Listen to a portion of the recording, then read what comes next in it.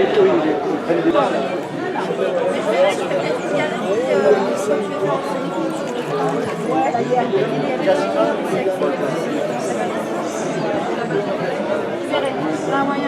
va présenter les chiens. Ouais, vous êtes quand même bien. Alors là, vous avez un GPS quand même.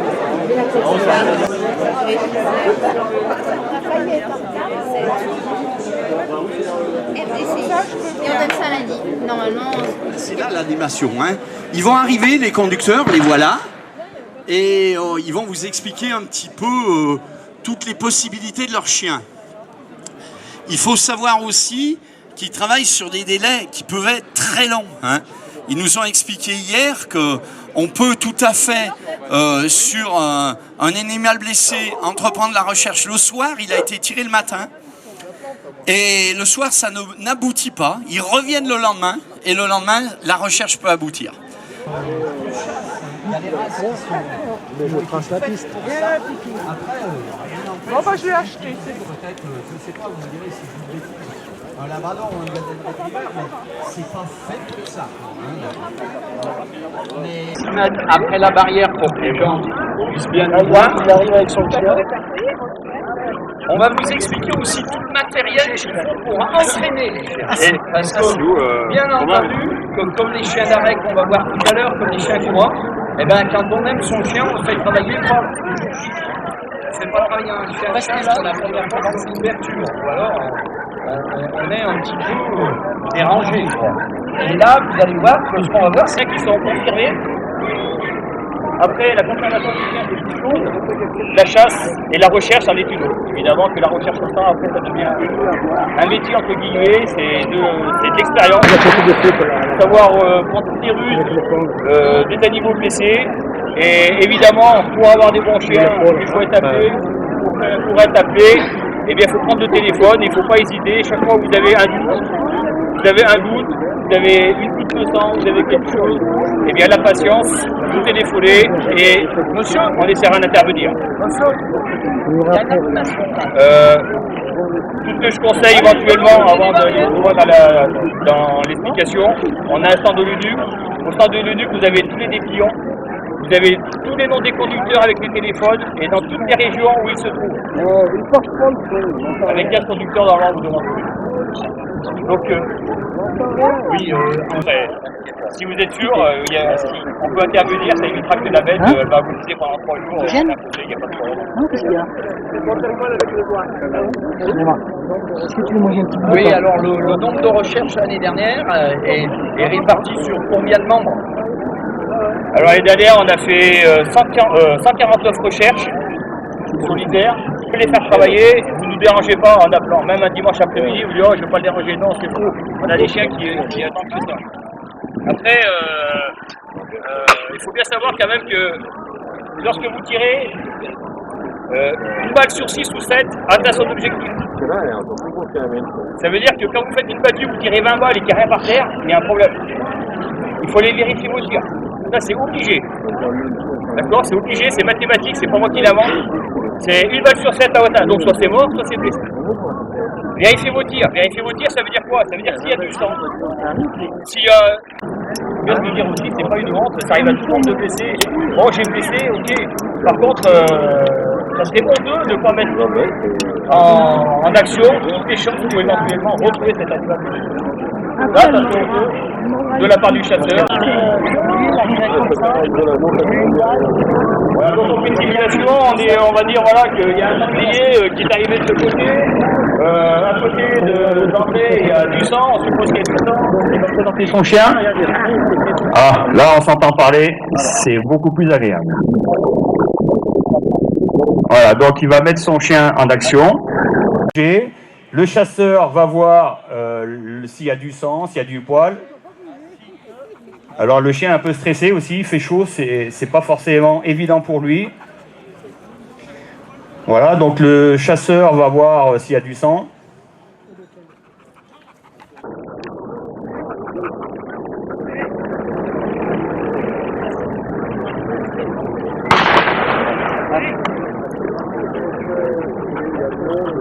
Voilà, le chien part. Alors, il est un peu distrait, c'est sûr qu'il y a des coups de feu. Oui, mais voilà, c'est ça aussi le problème, c'est qu'il y a un équerre, donc le chien sait où est la peau. Donc j'espère qu'il va prendre la piste, il va couper. C'est qu'on travaille en longe. Ce que je voulais, c'était peut-être de faire une piste droite pour voir comme hier. Parce que là, c'est sûr qu'on... Oui, vous pouvez le refaire. D'accord. Parce que... On attaque la recherche l'après-midi, on arrête à la nuit, et on rattaque le lendemain matin, et on continue, et on arrête parfois dans l'après-midi, donc ça fait des pistes de 48 heures. Voilà. Et alors forcément, soit on réussit, ben, c'est formidable, soit ben, malgré tout on réussit pas, et on met échec sur notre feuille. On a 2 cases, une case réussite et une case échec. Et malgré tout, on aura suivi un animal pendant 2 jours et on mettra échec sur notre feuille. Voilà, et là c'est dommage. Est-ce qu'il y a des moments où vous arrêtez une poursuite en disant finalement l'animal est peu blessé? Je prends un exemple, il a une patte cassée, un chevreuil sur 3 pattes, ça peut vivre encore quelques années. Et est-ce que des fois vous dites bon bah on arrête parce que c'est pas la peine de s'acharner là-dessus et la blessure est légère? Effectivement, lorsque on fait 10 km, 10-12 km derrière un animal, ça fait 4-5 heures qu'on est derrière, on a toujours un peu de sang. Au bout d'un moment, il faut se dire, bon bah ouais, on arrête, la bête n'est pas assez blessée. Ce qu'il faut bien regarder, c'est l'anchous. Si vous trouvez du poil ou des os, s'il y a des os, il y a une balle, il y a une patte de cassé ou une mâchoire. Bon, les mâchoires, c'est très difficile. Mais l'anchous, c'est important de bien savoir si on peut savoir où est la blessure. Ouais. Tout s'inscrit au LOF, c'est-à-dire que ils ont un LOF. Hein, voilà, c'est ça, c'est la liste d'officiels. J'ai perdu le mot LOF. Les origines françaises. Aux origines françaises, merci. Nous, ils sont au LOF. Mes chiens, par exemple les miens, bon, comme beaucoup d'autres, on fait partie du club de rouge de Bavière. Donc moi, ma chienne, pour la faire prendre, il a fallu faire passer l'épreuve nucre, le TAN, donc le TAN c'est une épreuve spécialement pour les chiens de rouge, et ensuite on lui fait passer le brevet de maîtrise. Donc, et là, à ce moment-là, le club décide si, oui, cette chienne est bonne ou elle n'est pas bonne, et si on peut lui faire une portée. Donc la chienne était bonne et on l'a fait faire une portée.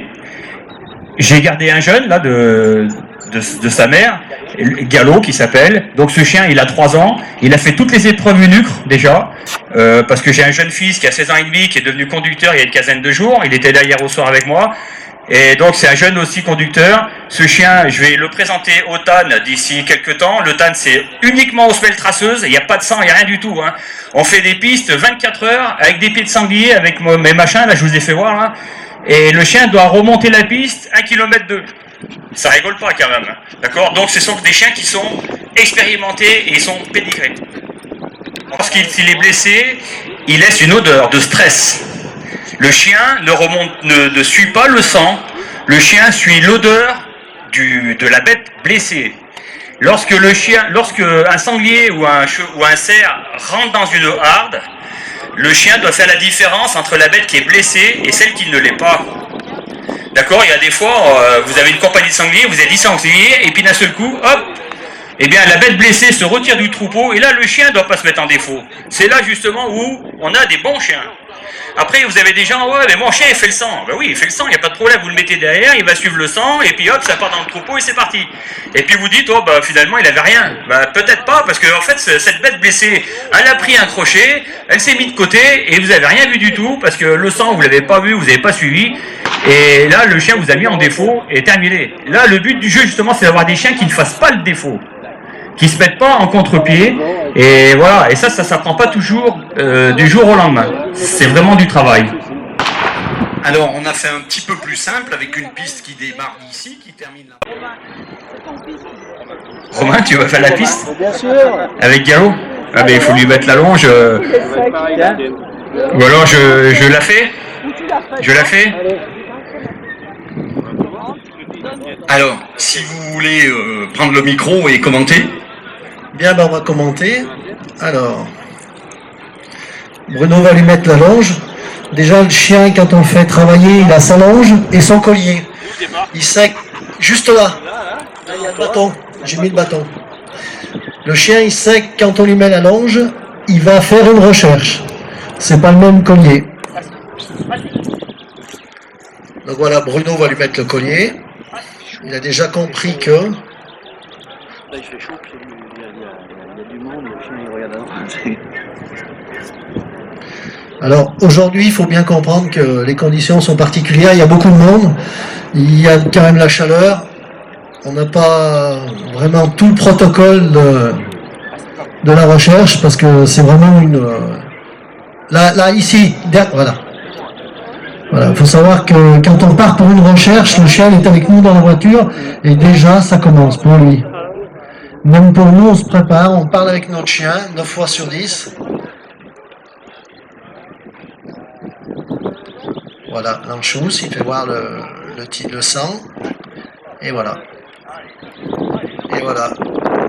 Il parle et le chien, il cherche la piste. Il passe pas forcément où il y a le sang. Le chien, il le sait. Bravo Bruno. Nous voir à Luduc, on vous expliquera tout ça. Mais on recommence une deuxième chasse. Et ça, c'est important. Vous avez blessé une bête, il y a du sang, vous faites 50 mètres, 100 mètres, vous arrêtez, vous téléphonez, on peut venir, on y vient tout de suite. 2 heures après, 4 heures après, on peut venir. Vous allez faire une recherche avec nous. Je pense que vous allez vous faire plaisir. Et si, avec de la chance, l'animal repart ou quoi que ce soit, c'est vous qui allez tirer votre animal, ça ne sera pas nous. Si on peut vous laisser tirer encore la bête, on est encore plus content. Voilà, ça c'est sûr. Un grand merci. Et vous pouvez les suivre, aller sur leur stand qui est dans la grande tente blanche. Moi, je vais m'y diriger pour